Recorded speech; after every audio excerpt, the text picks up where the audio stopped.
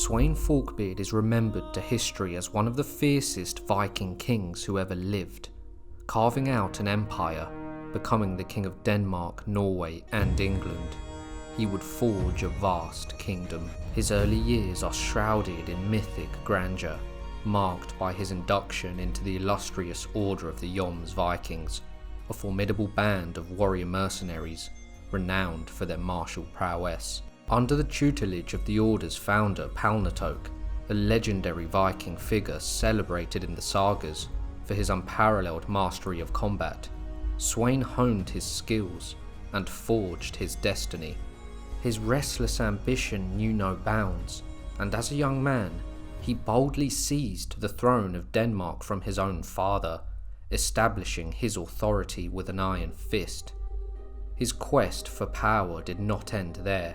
Sweyn proved his mettle in the greatest naval battle of the Viking Age, the Battle of Svolder. In this epic confrontation, he vanquished the King of Norway, Olaf Tryggvason, and claimed dominion over Norway, cementing his reputation as a master strategist and fearsome warrior. In the twilight of his life, Sweyn turned his relentless ambition towards England, a land ripe for conquest. With fire and sword, he unleashed a ferocious campaign, culminating in the subjugation of the English throne. Sweyn Forkbeard's legacy is one of unyielding resolve, a king who truly embodied the Viking warrior spirit. He would forever live on through song and saga. According to Adam of Bremen, Sweyn was the last of the pagan kings of Denmark, believing in the old gods that can be seen in Germanic paganism. However, Emma Zirconium reports, Sweyn was the most fortunate of all the kings in his time, and the government of the empire which he administered brought him great worldly honour. Sweyn achieved every Viking's dream, becoming the king of the Northern Realm and England, but he would die after just 5 weeks on the English throne, at the age of 50. His brilliance is what held his empire together, and upon his demise, it collapsed. However, he laid the blueprint for his son Canute the Great to take his glory and unite his empire once more. This is the story of Sweyn Forkbeard. Sweyn entered the world in the year 963, born into a lineage steeped in legend. His father, Harald Bluetooth, heralded a new era as the first Christian king of Denmark, ushering in a time of profound transformation. Under Harald's reign, the kingdom once dominated by ancient Norse gods began to embrace Christianity, a shift that stirred deep currents within the hearts and minds of the people. This new faith was at odds with the traditional pagan beliefs that had long defined their identity and culture. Therefore, Sweyn's upbringing was marred by the contrasting legacies of his father and grandfather. His grandfather, Gorm the Old, had been a fanatical defender of the old ways, opposed to the tide of Christianity. Gorm's hostility towards the new religion was legendary. He sought to obliterate it from his realm, reportedly torturing priests and persecuting Christian converts with unrelenting cruelty. In stark contrast, Harald Bluetooth chose to forsake the old gods and convert to Christianity, thus altering the course of Danish history. Sweyn grew up in a land where the once mighty Norse gods of his ancestors, once invoked in battle and celebrated in epic sagas, were receding into obscurity. The ancient deities, renowned for their tales of valour and divine intervention, were being supplanted by the Christian god. Pagan temples were torn down, and Christian churches erected atop their ruins. Sweyn's lineage further anchored him in the storied past of the Vikings, as the grandson of Gorm the Old, who himself was the grandson of the legendary Sigurd Snake in the Eye. Sweyn was a direct male descendant of the renowned Ragnar Lothbrok, a Viking hero celebrated in both legend and history. Ragnar, often regarded as a descendant of Odin, imbued Sweyn's family with a sense of divine right to rule, linking their authority to the gods of old. This divine ancestry added a sacred dimension to Sweyn's lineage, marking his family's rule as both heroic and otherworldly. Sweyn's father diminished this sacred element of their kingship the moment he became a Christian, and this would have a huge effect on Sweyn, as according to some sources, he championed the religion of his forefathers over Christianity. According to the Jomsvikings saga, Sweyn was raised by Palnatoke, the formidable chieftain of the Jomsvikings, a legendary and elite order of Viking warriors, renowned throughout the north. Palnatoke, a devout adherent to the old pagan faith, likely played a significant role in shaping the young Sweyn's beliefs and values. The tradition among Danish nobility was to send their sons into the care of another jarl or lord, a practice intended to broaden their horizons and impart the true nature of the world. In Palnatoke's care, Sweyn would have been immersed in the lore and traditions of his ancestors, honing his skills with swords and axes, fortifying his spirit in preparation for the great destiny that awaited him. In the days of Sweyn's youth, when he reached the age of 15, his foster father Palnatoke counselled him to approach his father King Harald and request a contingent of men. Sweyn heeded this advice and approached his father with a bold demand, as recounted in the Jomsvikings saga. Sweyn would boldly march into his father's court, and the young prince's audacity would anger the king.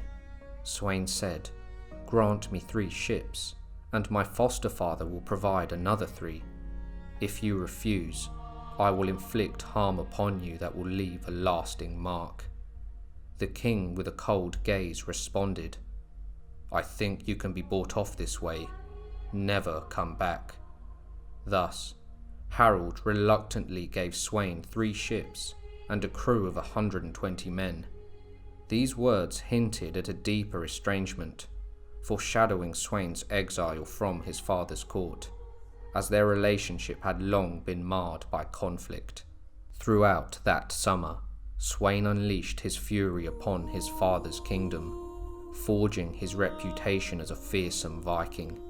He burned villages, plundered wealth, and carved his name into the annals of history with fire and blood, becoming a figure of dread among the kingdom's people.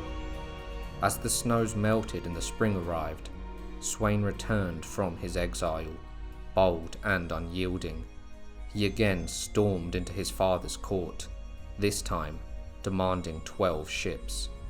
The king, wearied by his son's defiance, declared, "I shall never accept you as my son." Fury blazed in Sweyn's eyes as he retorted, "I am your son, and if you deny me what I seek, we shall settle this here and now. You will have no chance of escaping." With these words, Sweyn challenged his father to Holmgang, a sacred duel that few dare invoke. The tension in the hall was palpable, the air thick with anticipation. Yet King Harald, recognizing the unyielding spirit within his son, conceded, "You are a difficult man to deal with, and possess a brave spirit. You shall have what you demand, but once you leave, never return." Sweyn returned to the formidable stronghold of Jomsborg, where his foster father Palnatoke resided. Palnatoke welcomed him with open arms, fostering the young prince's rebellious and restless nature. Sweyn's defiance and insatiable thirst for power were the hallmarks of his youth, traits that would soon fuel a treacherous plot. Adam of Bremen states this: "In Sweyn's youth, he lived among heathens and was a rebellious pagan who persecuted Christians and betrayed his father." In the shadows of Jomsborg's walls, Sweyn and Palnatoke hatched a plan to overthrow King Harald. They conspired to unite their forces and challenge the aging monarch's rule. Palnatoke, with his formidable band of Jomsvikings, began recruiting more warriors, while Sweyn embarked on a campaign of terror across Denmark. the young prince ravaged the countryside, setting fires and looting with a relentless fury. The terrified villagers fled before him, carrying tales of destruction and rebellion to the king's ear. Enraged by his son's unrelenting defiance, King Harald finally resolved to confront Sweyn. He assembled a fleet, where a civil war between father and son would begin. Adam of Bremen chronicles these tumultuous events, painting a vivid picture of the chaos that ensued. The son of the great Harald, king of the Danes, set in motion many plots against his father, taking counsel with those whom Harald had compelled to embrace Christianity against their will.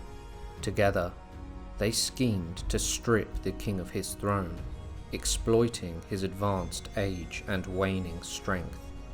The Danes, in a sudden and united rebellion, conspired to renounce Christianity and elevate Sweyn as their king, and wage war against Harald. This account underscores Sweyn's allegiance to the old pagan ways, a faith perhaps rekindled and upheld by Palnatoke, a staunch believer in the ancient gods.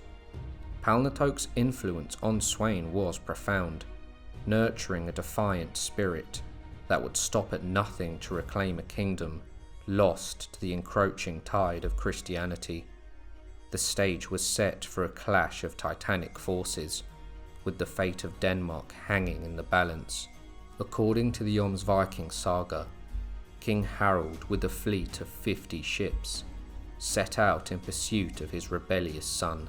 As dusk settled, the two fleets met, but the lateness of the hour made the battle unfeasible. The night passed in tense anticipation, with both sides preparing for the inevitable confrontation at dawn. As the sun rose, the ships grappled together, and a bloody battle ensued. On one side stood Sweyn, a fierce young Viking prince, his restless spirit undeterred by the odds. On the other, Harald, the now Christian king of Denmark, determined to quell the rebellion. By nightfall, the sea was stained with blood, and the toll of death was heavy. 10 of Harald's ships and 12 of Sweyn's had been captured. Sweyn's fleet, seeking refuge, anchored at the bottom of the creek, only to find their escape route blocked by Harald's strategically positioned ships. That evening, Palnatoke, the leader of the Jomsvikings, arrived with 24 ships, anchoring on the opposite side of the headland. Setting up camp, Palnatoke stealthily went ashore and armed himself with his bow and quiver. As night fell, Palnatoke would spot a fire. King Harald and his men had landed and were warming themselves by the flames. Recognizing the king, Palnatoke notched an arrow and with deadly precision shot Harald through the heart, killing him instantly. He swiftly retreated to his ship, gathering his Jomsvikings for counsel. The gravity of kingslaying, an act of regicide, was not lost on them. One voice among them suggested, "My advice is that we all stick to the same story. The king was shot in battle." They swore oaths to uphold this pact. The next morning, Palnatoke approached Sweyn, but withheld the news of his father's demise. Instead, he proposed an attack on Harald's fleet, despite knowing the king was already dead. The assault was executed with brutal efficiency, capsizing 3 enemy ships and cutting down countless warriors. The next day, the royal fleet discovered the truth of Harald's death. Faced with the reality, Palnatoke offered them a stark choice: fight or acknowledge Sweyn as their new king. The royal army, demoralized and leaderless, surrendered. In the aftermath, Palnatoke and Sweyn convened a royal assembly, where the nobility and warriors unanimously voted for Sweyn as the new king of Denmark. Thus, the young prince, once a rebellious exile, ascended to the throne, his rise marked by bloodshed and treachery, but also the unwavering support of the loyal Jomsvikings. Adam of Bremen recounts that Harald succumbed to his wounds after fleeing the battlefield. Emma Zirconium further illuminates the conflict, portraying Sweyn as a young prince whose popularity stirred jealousy in his father, King Harald. Fearful of being overshadowed, Harald sought to expel Sweyn from the kingdom and strip him of the right of his succession. Yet, the loyalty of the army lay with Sweyn, and they rallied behind him. A fierce battle ensued, forcing Harald to retreat grievously wounded to the land of the Slavs, where he soon met his demise. This left Sweyn in unchallenged possession of the throne, his ascent seemingly ordained by the will of the warriors. While still a young man, Sweyn, the now King of Denmark, would honour the memory of his late father Harald Bluetooth, and organised a grand funeral feast, a majestic gathering filled with solemn rites and revelry. However, during the festivities, a dark revelation ruined the proceedings. Sweyn discovered that Palnatoke, who had once been his mentor, was responsible for his father's death and had concealed the grievous act from him. Consumed by fury and betrayal, Sweyn immediately ordered his men to seize and kill Palnatoke. Yet, the seasoned warrior drew his sword in an instant and slew the king's guards who dare approach him. The hall fell silent, the air thick with tension, as no other man dared to challenge Palnatoke, paralysed by the awe and respect his presence commanded. Humiliated and powerless, Sweyn could do nothing as his former foster father, the legendary warrior, turned his back on the throne and walked away. The old warrior departed, rowing away into the mist, leaving a stinging wound on the young king's pride. According to the sagas, Sweyn never saw Palnatoke again, the memory of that fateful night forever haunting him, as a reminder of the complex web of loyalty and treachery that defined his ascent to power. In the year 994, Sweyn Forkbeard re-emerges in the annals of history, his name appearing in the chronicles of John of Worcester. His gaze and ambition would turn towards the rich kingdom of England, a land his people had plundered for generations. Now a seasoned king of the age of 30, Sweyn, alongside Olaf Tryggvason, a descendant of Harald Fairhair, led a formidable fleet of 94 galleys to the gates of London. On the feast day of St. Mary on September the 8th, the two men launched a fierce assault on the city, attempting to breach its walls and set it ablaze. However, the city's defenders repelled the attackers, inflicting significant losses upon them. Undeterred and seething with rage, Sweyn and Olaf withdrew from London, directing their fury toward the surrounding regions. Their wrath descended upon the coasts of Essex and Kent, spreading like wildfire to Sussex. The chronicle describes the horror of their campaign. They left a trail of devastation. Villages were burned, lands were ravaged, and countless lives were extinguished without mercy. The Viking forces, relentless in their savagery, showed no compassion, slaying men, women, and children alike. In the face of this unchecked violence, King Ethelred, counselled by his nobles, sought a desperate resolution. He sent envoys to the marauding Vikings, offering them tribute and regular payments in exchange for an end to their barbarities. Sweyn and Olaf, perhaps swayed by the promise of wealth, agreed to the terms. The Vikings withdrew their ships and assembled their forces at Southampton, where they chose to winter. The tribute, a hefty sum of £16,000 in gold and silver, was raised from across England, with Wessex bearing the brunt of the cost. Thus, a fragile peace was bought, the land once more at the mercy of the unpredictable tides of fortune and power. As Sweyn amassed wealth and governed Denmark with an iron fist, his old comrade Olaf Tryggvason ascended to the throne of Norway. Before his ascension, Hakon Sigurdsson, the Jarl of Lade, sometimes called Hakon the Powerful, and reputedly descended from giants, or perhaps even the legendary Ivar the Boneless, rose to become the most influential man in Norway, serving as its regent. Initially, Hakon was supported by Harald Bluetooth of Denmark, to whom he paid tribute. However, their alliance soured over religious disputes. Harald, a recent convert to Christianity, was determined to spread the new faith throughout Norway, while Hakon steadfastly clung to the old gods. The tension would culminate in an epic battle, where Hakon emerged victorious, maintaining his pagan beliefs. After Harald's death, Sweyn, who was more tolerant of paganism, possibly even a pagan himself, chose not to impose Christian rule on Norway. He allowed the region to maintain its ancient religious customs, particularly in an area known as the Viken in southeastern Norway, which at the time was a Danish province under his governance.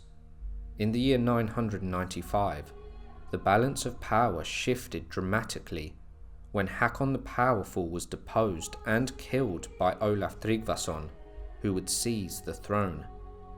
Though Olaf and Sweyn had once stood as allies, Olaf rejected Sweyn's rule in the Viken and under his Christian banner embarked on a zealous mission to convert Norway and its western colonies. With a mix of threats, torture and executions, Olaf crushed pagan resistance, transforming Norway into a Christian nation, at least in name, within a few short years. This marked a significant turning point in the region's religious landscape, as the ancient Norse ways were forcibly replaced by the new Christian order. Thus, a deep enmity brewed between Sweyn Forkbeard and Olaf Tryggvason, as Sweyn had lost the Viken, which had long been Danish territory.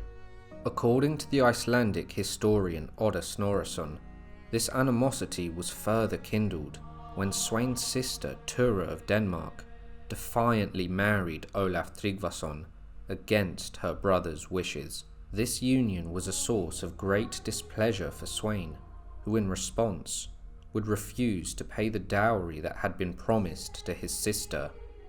Determined to bring down Olaf, Sweyn conspired with Jarl Sigvaldi, the successor of Palnatoke and the current commander of the Jomsvikings. Together with the King of Sweden, they devised a cunning plan to lure Olaf Tryggvason into a deadly trap. Sweyn also secured the support of Eric and Sweyn Hakonsson, the sons of Hakon the Powerful. They were the new Earls of Lade and rulers of much of northern Norway. With these formidable allies at his side, Sweyn's position was immensely strong. The coalition of powerhouses poised him for a monumental clash, setting the stage for a dramatic confrontation with Olaf Tryggvason. The fateful battle was said to have taken place at the turn of the millennium in the year 1000. The saga of Olaf Tryggvason recounts the events in vivid detail, providing a chronicle of treachery and cunning. According to its annals, this is how the events unfolded. When King Sweyn mustered his fleet, he dispatched Earl Sigvaldi, the chief of the Jomsvikings, to Wendland with a mission to spy on King Olaf's movements and orchestrate a trap that would ensure their paths crossed. Earl Sigvaldi, a shrewd and calculating man, made his way to Wendland and Jomsborg, where he met with King Olaf Tryggvason. Their conversations were cordial, and the Earl endeared himself to the king, rekindling a bond rooted in their past kinship. Sigvaldi, ever the strategist, devised numerous pretexts to to delay Olaf's departure westward, allowing time for Sweyn's armies to unite. This frustrated Olaf's men, who were eager to set sail, as the fair winds and clear skies called them to battle. Meanwhile, Sigvaldi secretly learned that King Sweyn of Denmark, the King of Sweden, and Earl Eric of Lade had joined forces, and were preparing to ambush King Olaf off the coast of Wendland, near the island of Svolder. Rumours spread throughout Wendland that King Sweyn had mobilised a formidable host, with whispers suggesting Sweyn eagerly awaited a confrontation with King Olaf. Sigvaldi reassured Olaf, suggesting Sweyn would not dare attack with the Danish fleet alone, considering the strength of Olaf's forces and his Jomsviking host. Sigvaldi would accompany Olaf with his own contingent of Jomsviking warriors, renowned for their prowess in battle. He said, "I will sail with you, with 11 well-equipped ships." Olaf agreed to this proposal, and with a favourable breeze blowing, he commanded his fleet to set sail. The horns sounded, and the sails were hoisted as the fleet embarked. The smaller ships surged ahead, outpacing the rest as they made for the open sea. Sigvaldi kept his vessels close to the king's flagship, advising Olaf to follow him closely, as he claimed to know the safest and deepest channels between the islands. With Sigvaldi's 11 ships leading the way, Olaf's 11 large ships followed, while the rest of the fleet sailed ahead into the open waters.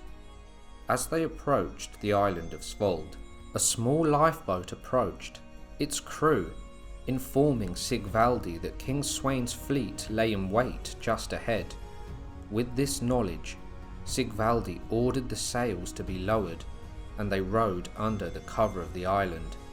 Thus, the trap was set, and the stage was prepared for one of the most legendary confrontations in Viking history. As the sails of Sigvaldi's fleet appeared on the horizon, a murmur spread through the allied ranks of Sweyn.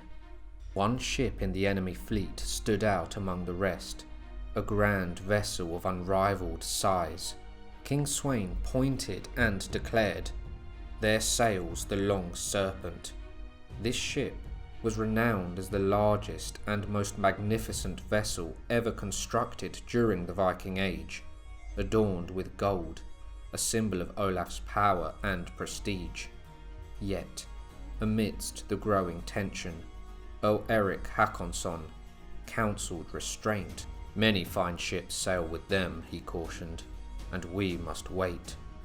His words were met with a chorus of discontent, as warriors whispered of honour and vengeance. "Will Earl Eric the Earl not avenge his father?" they muttered, their voices tinged with frustration. The memory of their fallen lord Hakon the Powerful fueled their desire for retribution. The prospect of allowing King Olaf to pass unchallenged was an affront to their pride, a stain upon their honour. Sigvaldi and his Jomsvikings had fulfilled their treacherous role, luring the King of Norway into a waiting trap.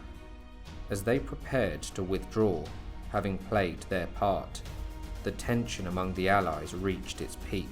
King Sweyn was roused into action by the sight of his foe and the cries of his men, and he stood tall and declared, "This evening the serpent shall rise high, and I shall steer her myself." His proclamation was met with a resounding cheer, a roar that echoed across the waves.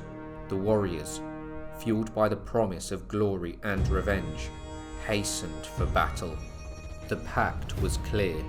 King Sweyn, the King of the Swedes, and Earl Eric of Lade had resolved to divide Norway among themselves should they succeed in slaying Olaf Tryggvason. The spoils of war would belong to the one who first boarded the Norse king's ship, the Long Serpent, while each leader would lay claim to the vessels they cleared. Yet, they all knew this would not be an easy conquest. The Long Serpent was a colossal warship, the tallest and largest in the North Sea. Its towering structure allowed Olaf's men to unleash a deadly hail of arrows, javelins, and other missiles from above, turning the ship into an impregnable floating fortress. Sweyn and his army would have to fight from lower ships, so they faced a formidable challenge. As the fleets closed in for battle, King Sweyn's ship surged forward, setting the stage for a bloody encounter with the infamous Long Serpent.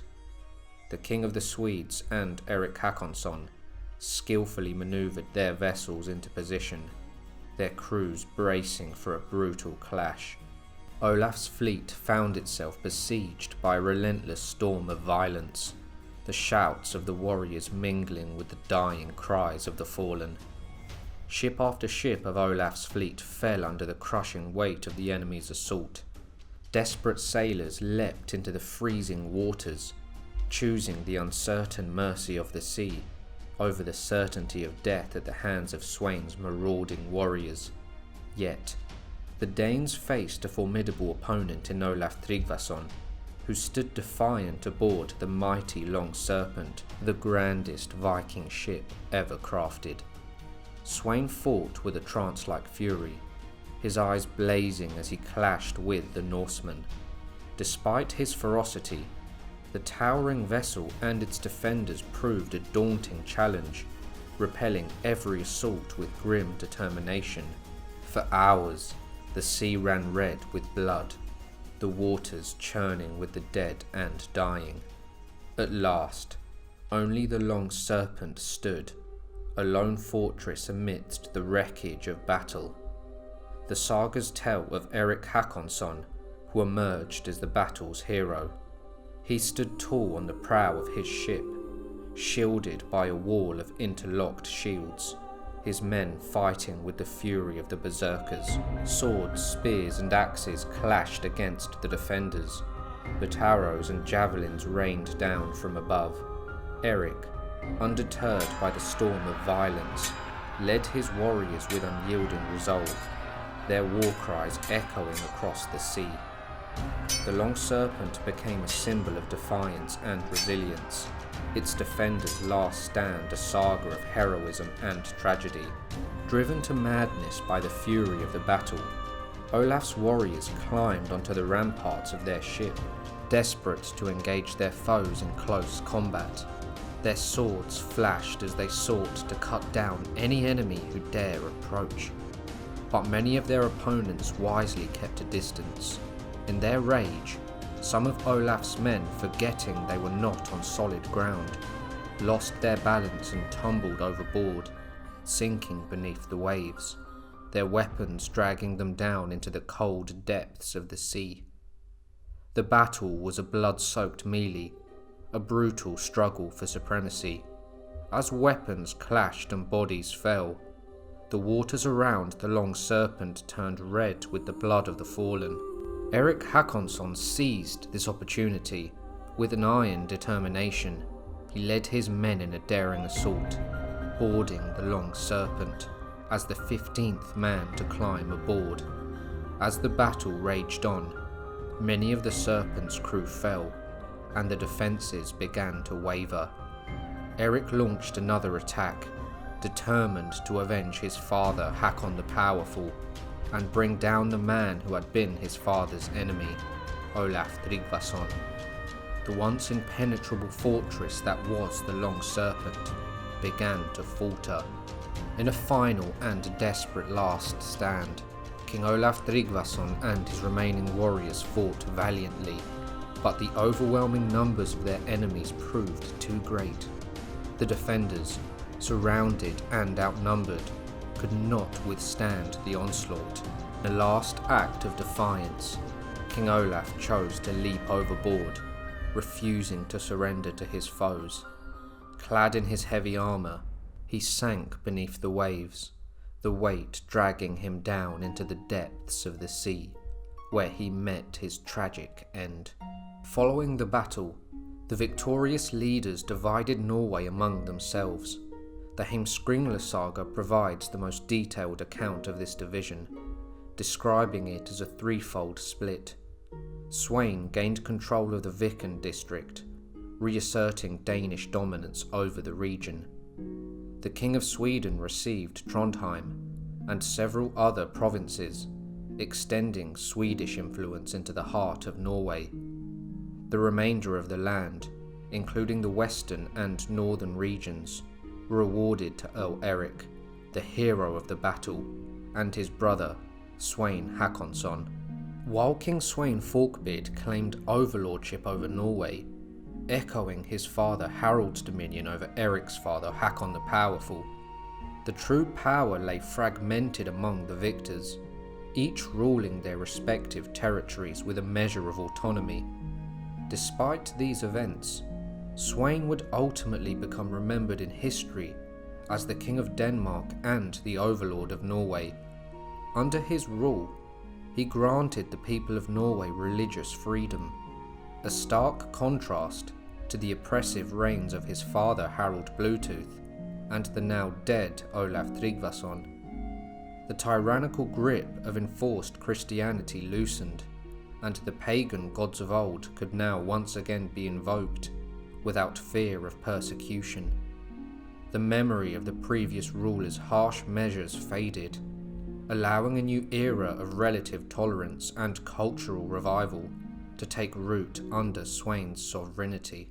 In the year 1002, King Ethelred the Unready of England was driven to the brink of madness by the Danes and Norsemen. He would issue a grim decree, consumed by fury and desperation.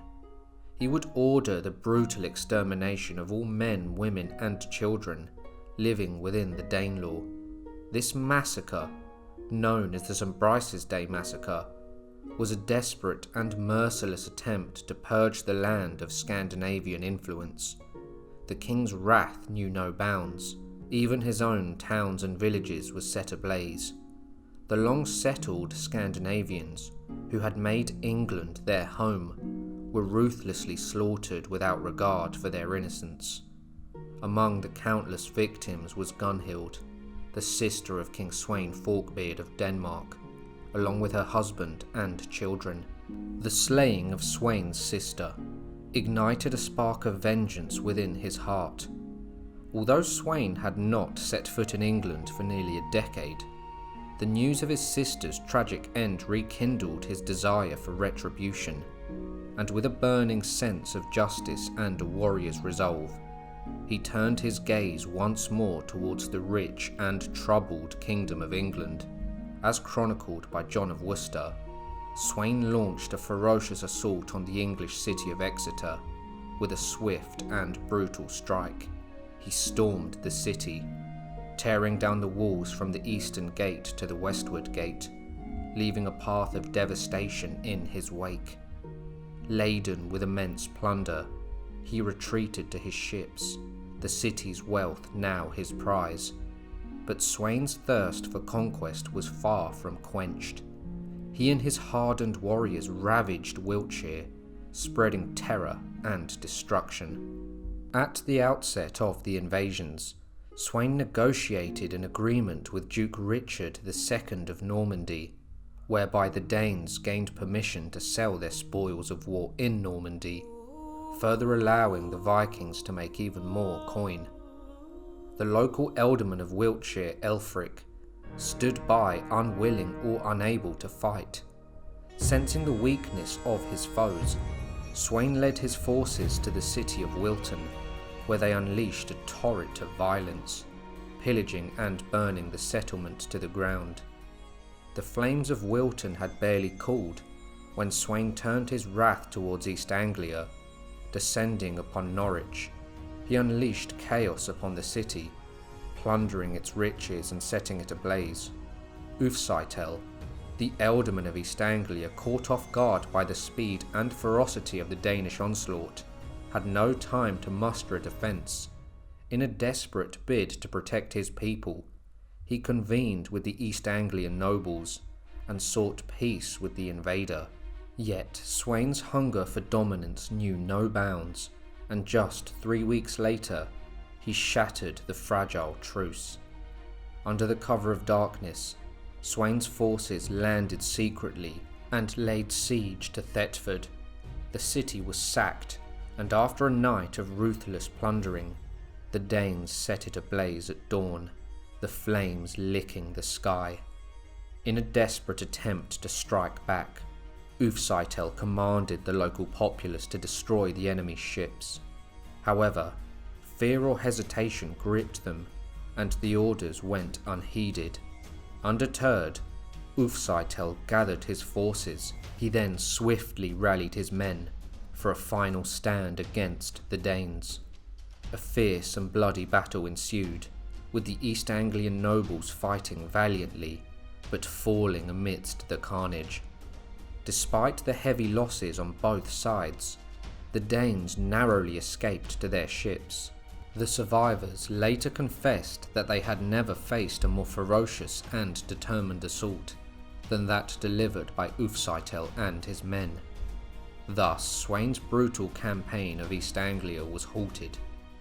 In the year 1005, England was struck by a severe and widespread famine, a calamity that forced the Danish King Sweyn to withdraw to Denmark to recuperate. Sweyn, a formidable warrior known for his ruthless campaigns, had met his match in the battle-hardened Anglo-Saxons, who had become a fiercely warlike people through the years of Viking raids. Yet, despite their valour, the kingdom's unity seemed precarious under the rule of Ethelred the Unready, a king who had failed to command the respect of his great lords. Among his loyal subjects, Ulfsitel of East Anglia had proven himself a loyal defender, skillfully halting Sweyn's marauding forces. However, doubts lingered about the loyalty and ferocity of Ethelred's other earls. Would they rise to defend their land, or would they bend the knee to the Danish king's fury? It was the Jomsvikings' invasion of England in the years 1009 to 1012 that truly set the land ablaze. Under the leadership of Thorkel the Tall, the formidable new commander of the mercenary order, they ravaged both cities and the countryside, their ferocity unmatched. King Ethelred dare not confront Thorkel's seasoned warriors, and he failed to unite his lords to face the threat. The invaders soon seized the city of Canterbury, making it their stronghold and spreading fear across the realm. When word of the Jomsvikings' devastating campaign reached Sweyn in Denmark, he seized upon this golden opportunity. With England weakened and demoralised, Sweyn prepared to launch a full-scale invasion, bolstered by wealth and resources he had accumulated through the years of relentless plundering and raids. Now, with the means and the moment at hand, Sweyn stood poised to finally claim the rich and storied land of England for himself.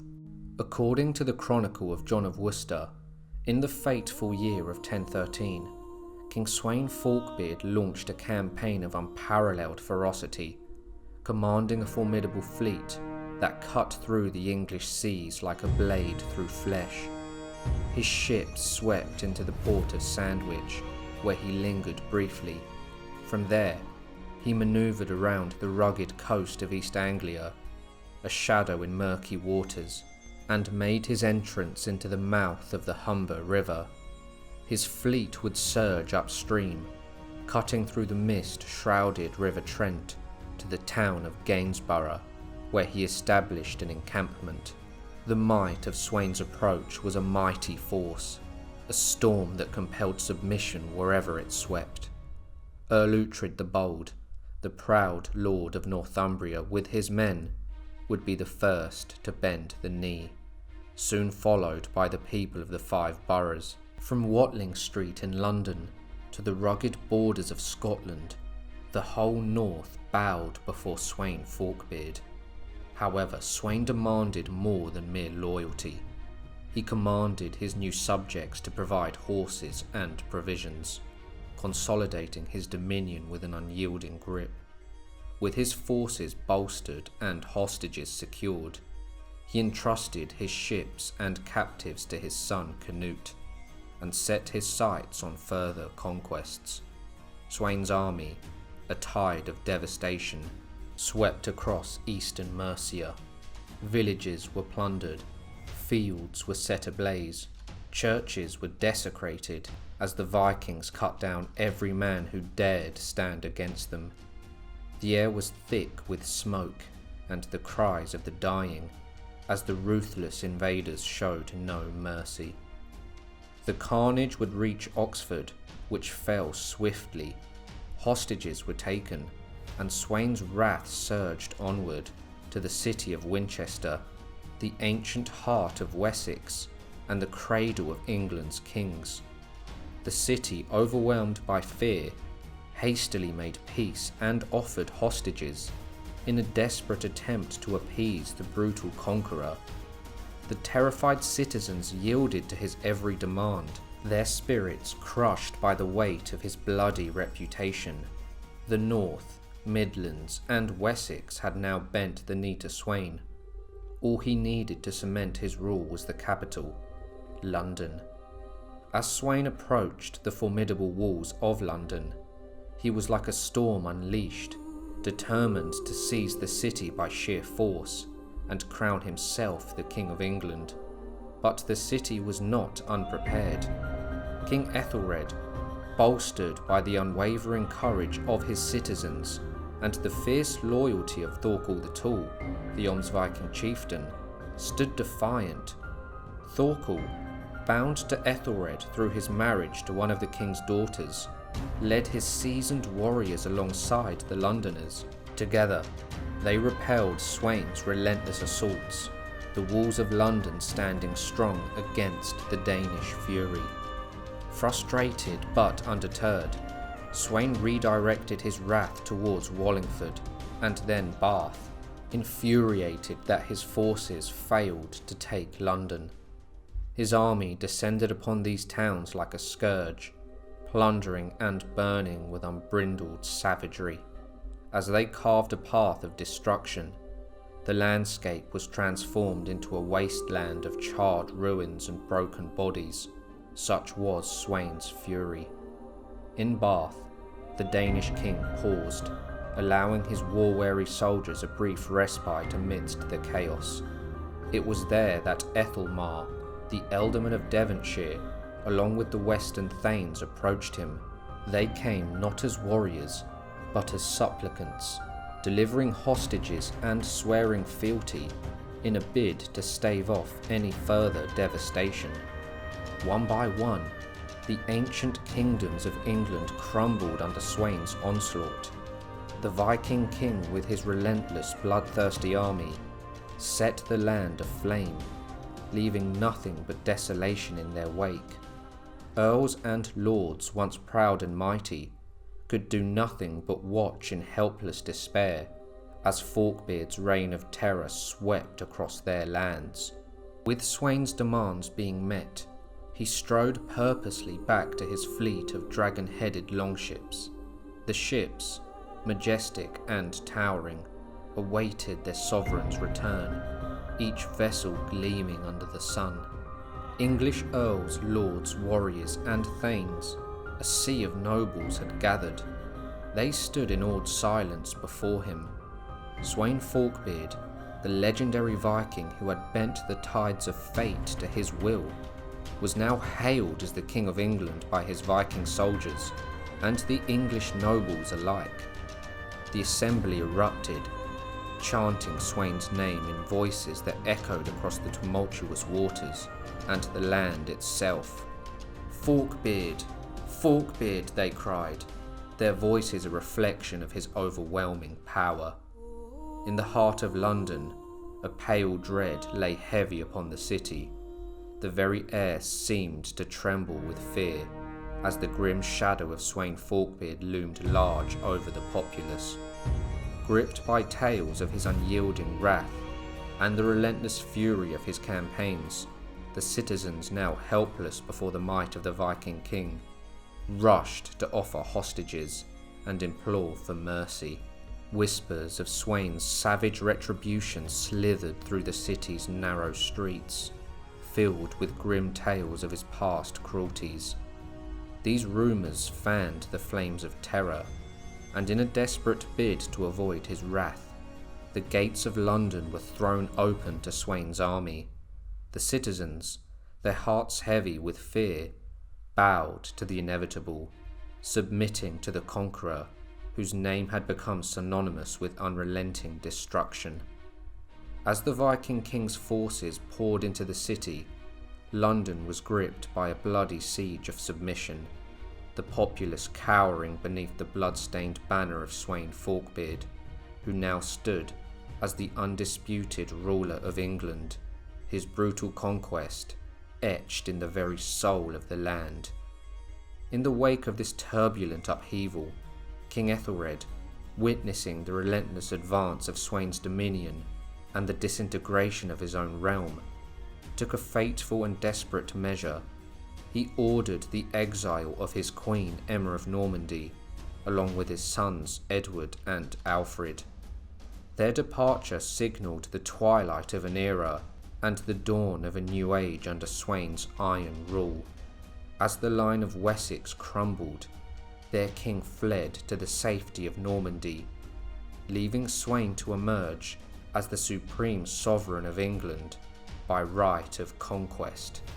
Sweyn stood not only as the King of Denmark and the Overlord of Norway, but now in his newfound glory as the undisputed ruler of England. His reign, forged by iron and blood, marked a dramatic and enduring shift in the balance of power across the North Sea. Sweyn began meticulously reorganizing his empire, now at the very height of his power, becoming the most powerful Viking to have ever lived at the time. Sweyn Forkbeard, at the venerable age of 50, stood as one of the most legendary conquerors the Norse world had ever known. Yet his reign over England was tragically brief, lasting a mere 5 weeks. Numerous theories surround his death. Some claim he was killed, possibly murdered by English nobles seeking vengeance. Other sources suggest he succumbed to old age, having surpassed the typical lifespan of a man in the early medieval world. John of Worcester adds a supernatural element to Sweyn's demise. Sweyn the tyrant, notorious for his endless cruelties, committed a final act of desecration by demanding an enormous tribute from the town of St. Edmund, sacred since its dedication to the martyr. He threatened to raze the town, to destroy the martyr's church, and torture the clergy if his demands were not met, openly mocking the saint's sanctity. Divine retribution was swift. On the evening following the general court at Gainsborough, Sweyn, surrounded by his Danish warriors, saw St. Edmund approach him in a wrathful vision. Terrified, he cried out for help, but the saint's spear pierced him. Sweyn endured agonizing suffering until his death on February the 3rd, a fitting end for his blasphemous tyranny. The truth likely lies somewhere in between. Sweyn may have died from old age, illness, or a noble's blade. Regardless, he is forever remembered as a towering and restless Viking, whose youthful days were marked by a fierce dedication to the pagan beliefs of his forefathers.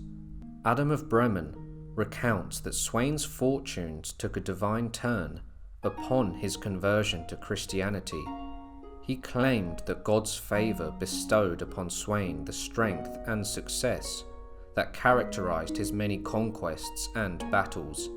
To Adam, the mighty Viking king's embrace of the Christian faith was a turning point that earned him celestial blessings and unparalleled success. In stark contrast, John of Worcester paints a darker portrait of Sweyn, depicting him as a ruthless tyrant who ravaged churches, desecrated monasteries, and dealt mercilessly with the innocent. his reign marred by violence and destruction. Yet, in Emma's Iconium, Sweyn is glorified as the most fortunate of all kings, beloved by his followers and favoured by the divine. The text describes him as a monarch graced with unparalleled fortune, suggesting that God himself smiled upon him. The question remains if Sweyn did remain steadfast in his pagan traditions, instilled in him by the legends of his grandfather Gorm and his foster father Palnatoke, or did he embrace Christianity under the influence of his father Harald Bluetooth? Sweyn's recruitment of priests and bishops from England could have been a strategic manoeuvre rather than a sincere conversion. Ultimately, the true nature of Sweyn Forkbeard's heart and faith remains enshrouded in the fog of time, a mystery lost to the ages. Sweyn Forkbeard laid the cornerstone of a legacy that would echo through the ages. His unyielding conquests and masterful strategies carved a path for his son Canute, who would rise and become known as Canute the Great, and forge the North Sea Empire. Under Canute's reign, the dreams of his father were not only realised, but magnified, turning Sweyn's victories into a formidable kingdom. Though Sweyn's reign of England was tragically brief, overshadowed by the soaring success of his son, his achievements were nothing short of monumental. Sweyn's saga, brimming with valour and audacity, echoes through the corridors of time, immortalised in sagas, songs and chronicles. He is celebrated as one of the greatest Viking kings, a titan whose influence cast a long shadow across the northern realm of Europe. Sweyn secured his place among the immortal legends of Viking lore, his descendants becoming kings, lords and earls, with his name being remembered and celebrated to this day. I hope you all enjoyed the video. If you did, be sure to like, subscribe and share, and I'll see you all soon for another History Profile.